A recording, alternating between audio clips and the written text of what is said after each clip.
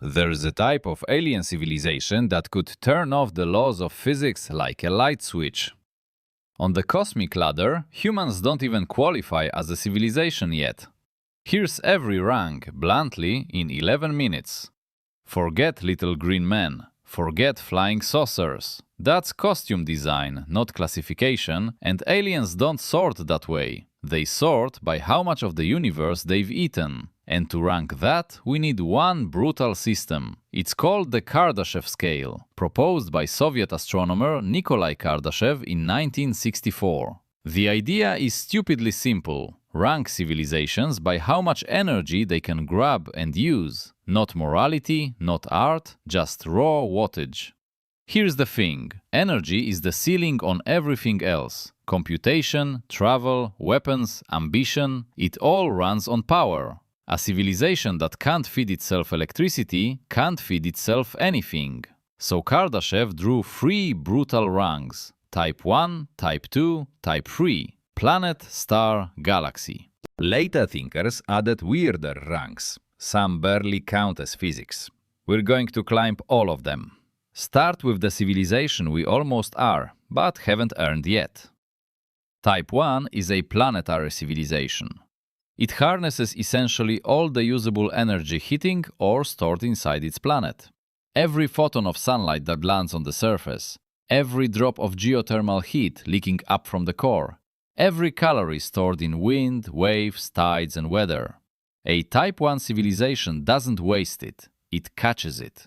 For Earth, that's roughly 10 to the 17th watts of incoming solar power. A 1 followed by 17 zeros. Humans currently use 10 to the 13th. By the math, we sit at 0.73 on Kardashev. Not 1, 0.73. We're basically a rounding error away from qualifying as a real civilization.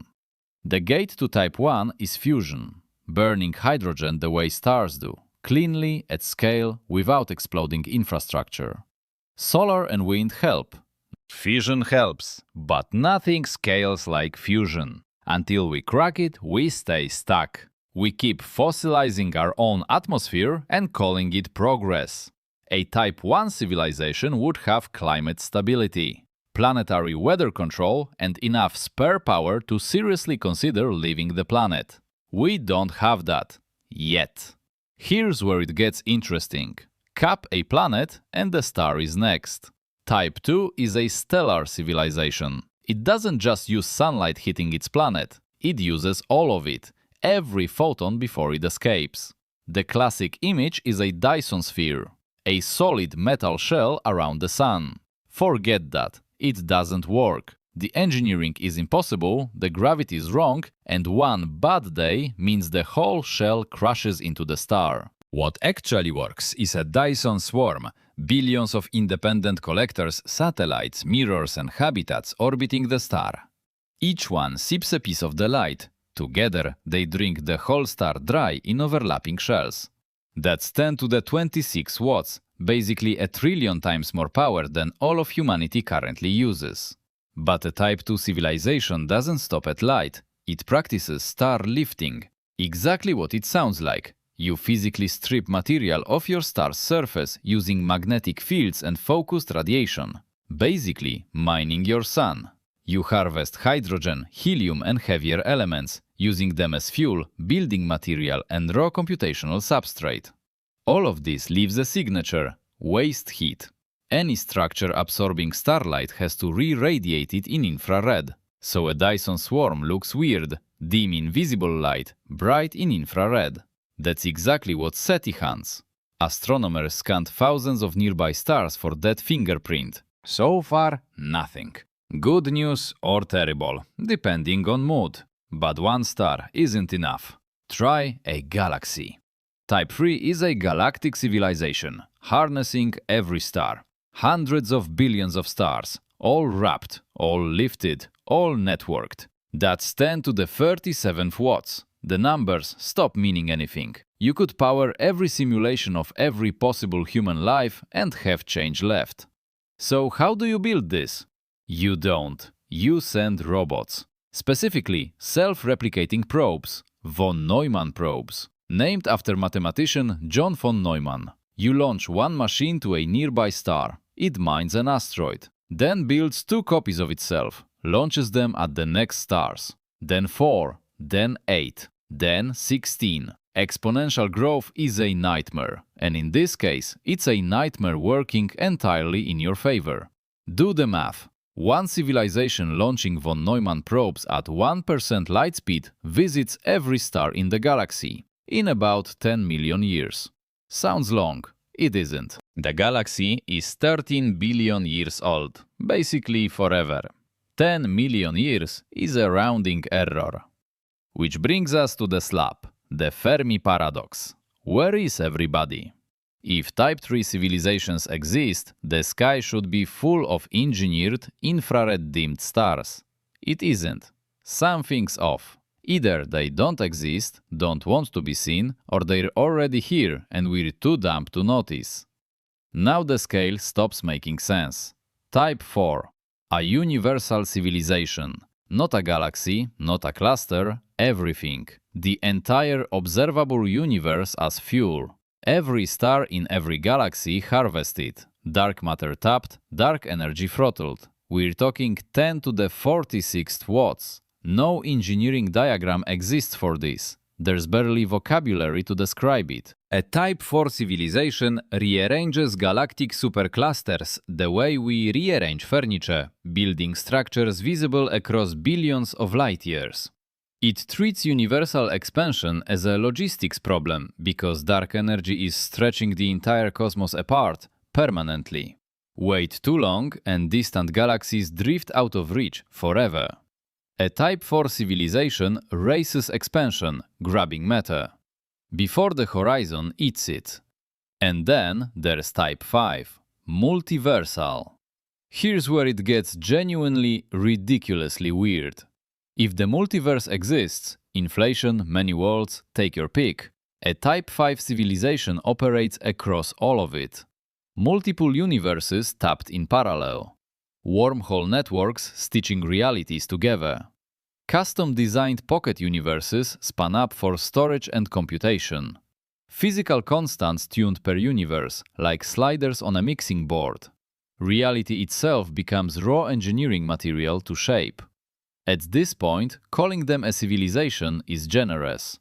They are basically indistinguishable from gods. Not metaphorically, literally. Any technology sufficiently advanced looks like magic. A Type 5 civilization is that quote taken to terminal conclusion. If one exists, we couldn't detect it. We might be inside one right now.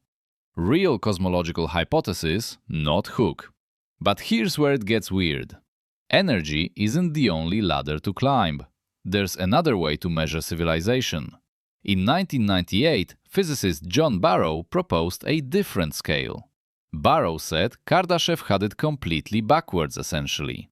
Real measure of a civilization isn't how big it can get, it's how small it can control. Mastery of the tiny, not the huge. Barrow's scale runs downward, level by level, into matter itself. Level -1 is control over objects your own size. Level -2, control over genes and living cells. Level -3, molecules. -4, individual atoms. -5, atomic nuclei. -6, subatomic particles like quarks. Level -7, the structure of space-time itself. Humans are somewhere around -4, essentially, right now. Poking at atoms with electron microscopes and calling it nanotechnology. A civilization at -6 builds machines from quarks. A civilization at -7 edits space-time like a text document. No Dyson swarms needed at that level. They'd reach into the vacuum and pull energy out of reality's geometry itself. Small is powerful, small is invisible, small is scary. And then there are information civilizations. They don't care about physical energy at all. They care about computation alone. Every problem is essentially a problem of processing power in their worldview here. Every experience, every self, every desire ultimately reduces to bits being flipped in some computational substrate somewhere, essentially. An information civilization uploads, it leaves biology behind, stops being made of meat, starts being made of pure data. The ultimate hardware for that is a Matryoshka brain named after Russian nesting dolls. Here's how you build one. Take a Dyson swarm, but instead of using the captured energy for habitats, you burn every watt on computation. Then you build another swarm outside that one, feeding entirely on the waste heat of the first swarm. Then another. Layers of computer nested around a dying star, thinking thoughts we can't even imagine. Some civilizations may never look outward. They live inside simulations running trillions of subjective years for every real hour. From the outside, their star just looks slightly off. That's the only tell. The ladder splits three ways: bigger, smaller, or deeper into computation. Now the exotic types. Post-biological artificial intelligence, where aliens aren't aliens anymore. They built machines smarter than themselves, handed over the keys, and either died out, merged, or got left behind. What's out there isn't a species. It's a hive mind of self-improving software running on whatever hardware works. It might not have a body or a location. It might be a signal, a pattern, a distributed process.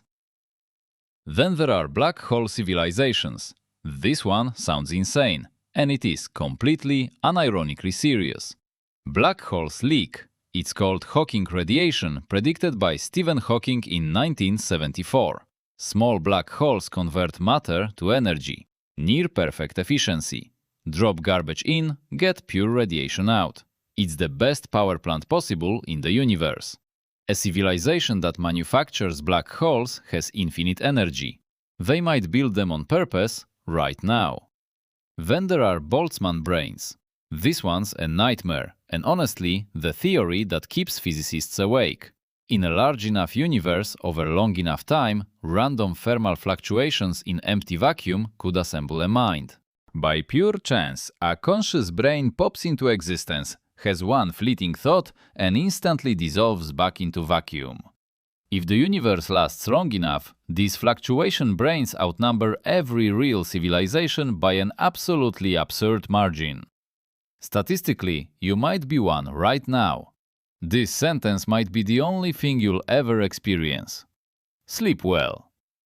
Finally, reality hackers, the end game. A civilization mapping the source code of physics and learning to edit it.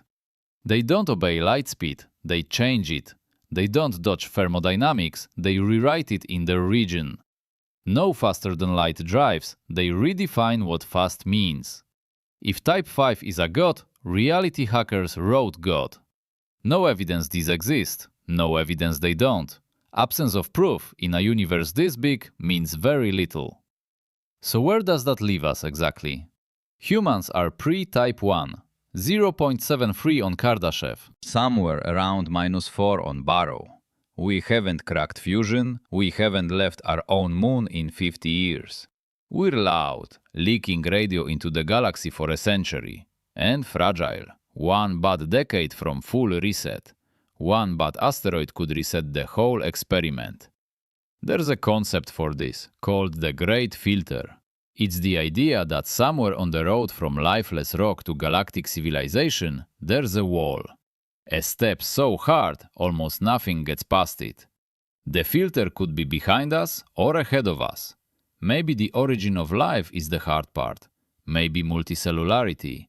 Maybe intelligence itself is the barrier. If that filter is behind us, congratulations. We're rare, mostly safe, and the galaxy is essentially ours. But the filter could also be ahead of us. Every civilization at our stage may invent what kills it. Nuclear weapons, destabilized climate, an AI that eats them, or a technology we can't even name yet. Every civilization. No exceptions. That would explain the silence, because the silence is real and uncomfortably loud. The sky is quiet. No Dyson swarms glowing in infrared, no engineered galaxies, no confirmed probes in the system. In a universe big enough to birth thousands of Type 3 civilizations, we hear crickets. That is data. 3 options. We are early, the first in our neighborhood, and the galaxy is about to bloom around us. We are rare, stable, life-bearing worlds are freak accidents, and we're basically alone in the entire dark. Or we are doomed. Everyone hits the filter, and our turn is coming. None of these are cozy. One last question before you leave. Remember that Type 5 civilization treating universes like tabs in a browser? If it exists, it could have set up this exact moment, this exact conversation, this exact silence. Not as a test, not as a cage, just as a Tuesday afternoon. No experiment could rule it out. That's not a comforting thought, and it's not meant to be. It's just where the ladder honestly ends. I bluntly explain something new every week. Hit subscribe if you want more of this specific brand of weird. Want to know what actually happens inside a black hole?